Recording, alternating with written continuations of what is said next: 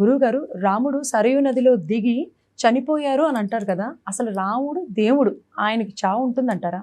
ఖచ్చితంగా.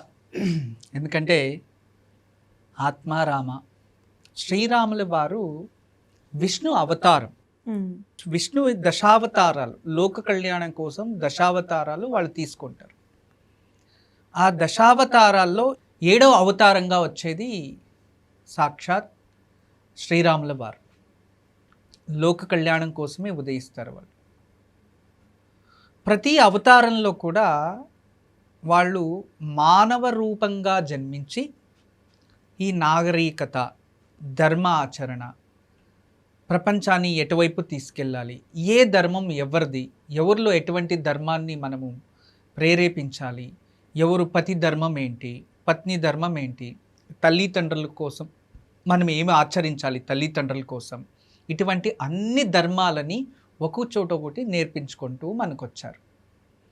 అంటే కృతయుగంలో హిరణ్యాక్షుడు, నరసింహస్వామి, అన్నీ అంతే. ప్రతి ఒక్కటి కూడా వాళ్ళు ఒక్కొక్క చోటు కూడా వాళ్ళు అన్ని విధాలుగా జన్మించుకొని వస్తూ వచ్చారు. పరశురామ అవతారం మాత్రమే ఇక్కడ చిరంజీవిగా ఉండిపోయారు అంతే. ఇంకా అన్నిటిలో కూడా వాళ్ళ మానవ అవతారమే, కానీ వాళ్ళు దైవ స్వరూపం. దైవత, ఆత్మ, పరమాత్మ ఇక్కడ భూలోకంలో మానవ శరీరంలో ఉత్పత్తి అయింది.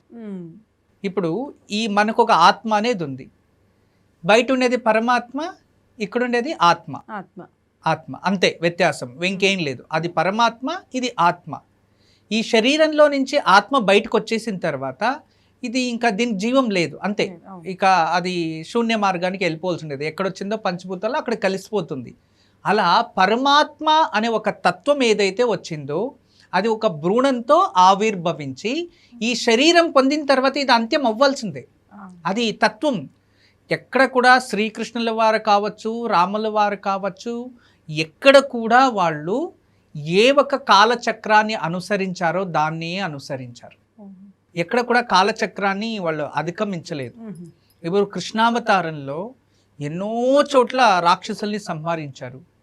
చిన్న వయసులోనే ఎన్నో ఒక అద్భుతమైన కళల్ని ప్రదర్శించారు. 16 కళల కృష్ణుడు, 64 విద్యలో పారంగతుడు, మాయావి అన్నారు. అతన్ని ఎన్నో విధాలుగా ప్రశంసించారు, తిట్టారు, అన్నీ స్వీకరించాడు. కానీ ఈ ఒక రామ అవతారంలో కావచ్చు, కృష్ణావతారం రెండు మీరు అడిగారు. ఈ ఒక రామావతారంలో వాళ్ళు అంత్యకాలంలో అక్కడ వాళ్ళు ఇంకొక అవతారం కావాలంటే అది అంత్యం అవ్వాలి. అది వాళ్ళకి తెలుసు, నెక్స్ట్ ఇంకొక ఇది ఉంది అని.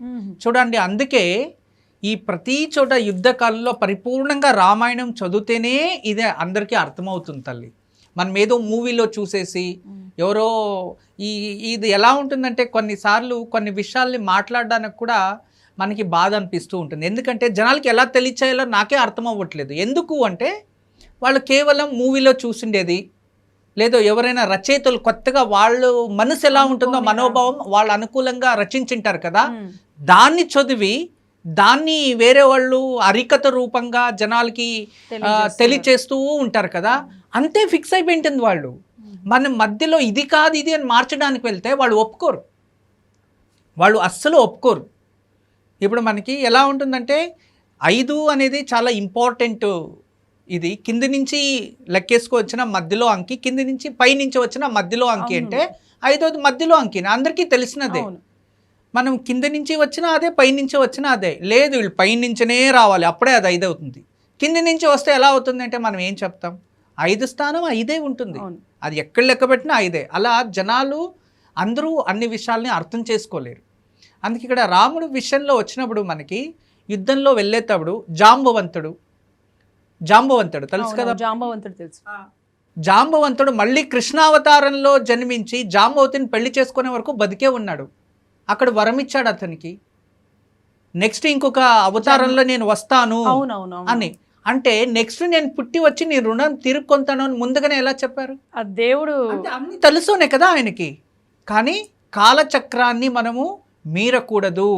ఈ అంటే ఈ భూమిపై జన్మించిన తర్వాత ఇక్కడ మనలో అన్ని శక్తులు ఉన్న ధర్మంగానే మనం జీవించాలి. మానవ ధర్మంగా మానవుడిగా జన్మించిన తర్వాత మానవ జన్మాన్నే పాటించి దాంట్లోనే మనం విజయాన్ని పొందాలి అని ఆ ఒక మానవ జీవితాన్ని అనుభవిస్తూ మానవ జీవితాన్ని అంత్యం చేసుకున్నారు. ఇది నిజమే, అది సత్యమే. ఎందుకంటే వాళ్ళు దైవతా శక్తి ఉన్నా, వాళ్ళు దేవతామూర్తులైనా, ఎంతోమందికి వాళ్ళు మంచి ఆశీర్వాదం చేసినా, అంతెందుకు శ్రీరాముల వారు స్పర్శిస్తేనే వాళ్ళు శిలగా ఉన్న అవును, శిల్పల్లా మారిపోయింది అని అంటారు. శిలగా ఉన్నవారు ఆ ఒక తల్లిగా మారిపోయింది ఇమ్మీడియట్. చాలా అద్భుతమైన ప్రసంగం అది. ఎందుకంటే విశ్వామిత్రుడు ఇక సీతాదేవిని చూడ్డానికి దారిలో తీసుకెళ్తూ ఉంటారు. వెళ్తూ ఉంటే అక్కడ మహర్షి శాపగ్రస్తురాలు ఆవిడ, ఇంద్రుడికి అహల్యాదేవి అక్కడ ఉంటుంది శాపగ్రస్తురాలై. ఇతను వెళ్ళి ఆ శిలని స్పర్శించేటప్పటికి అహల్యాదేవి లేసి బయటకు వచ్చింది.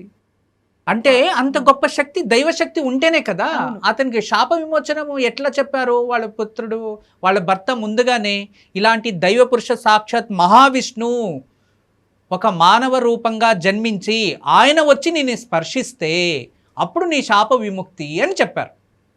అంటే తెలుసు కదా ఆయన భగవంతుడు అని అందరికీ తెలిసిపోయింది అప్పటికే. కానీ ఆయన మానవ రూపంగా మనం జన్మించాం కాబట్టి మానవ సిద్ధాంతాలే మనం పాటించాలి అని, ఆ సిద్ధాంతాల్ని గౌరవించి దాన్ని పాటిస్తూ మనలో కూడా ఎంత శక్తి ఉన్నా, మనలో కూడా ఎంత దివ్య తేజస్సు ఉన్నా, మానవ శరీరం పొందిన తర్వాత నువ్వు మానవుడిగానే బతకాలి అనే దాన్ని చూపిస్తూ వచ్చారు. దీని అర్థం అంటే వాళ్ళ అంత్యం కూడా ఇలా జరిగింది, మనం కూడా అదే విధానంగానే మానవుడిగా జన్మించిన తర్వాత మానవ ధర్మాన్ని నిర్లక్ష్యం చేయకూడదు, పాటించాలి అని చూపించారు. అంటే కర్తవ్యానికి మొదటి ఆద్యత అనేది చూపించి అంత్యంలో అందరూ చెందాల్సిండేది ఈటికే జీవితం, అంత్యం అవ్వాల్సి ఉండేదే, నేను ఇక్కడే బతకాలి, శాశ్వతంగా ఉండాలి అని అనుకోవద్దు అని ఆ విధానంగా మనం నేర్చుకోవడానికి అది కూడా ఒక పాఠం. నిజం, అవును, కరెక్టే, అది ఒప్పుకోవచ్చు. ఎందుకంటే మీరు చెప్పినట్టుగా రాముడు మనిషి మానవ రూపంలో జన్మించాడు కాబట్టి అలా.